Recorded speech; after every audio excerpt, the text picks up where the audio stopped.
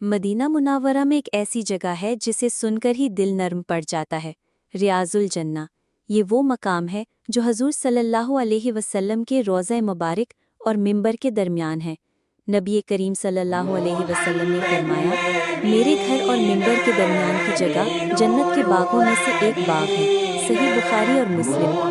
جب صحابی کرام رضی اللہ تعالیٰ عنہ یہ حدیث سنتے تو اس جگہ کو بڑی محبت اور عقیدت سے دیکھتے اور وہاں نفل دعا اور ذکر میں مشغول رہتے۔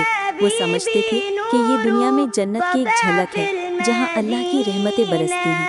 آج بھی جب کوئی حاجی یا زائر مدینہ جاتا ہے تو سب سے زیادہ خواہش یہ ہوتی ہے کہ ریاض الجنہ میں نماز پڑھ سکے۔ یہ جگہ سفید سنگ مرمر اور سبز قالین سے پہچانی جاتی ہے۔ وہاں پہنچ کر دل کی کیفیت بدل جاتی ہے، آنکھوں سے آنسو بہتے ہیں اور ایسا لگتا ہے جیسے واقعی جنت کے کسی باغ میں کھڑے ہیں۔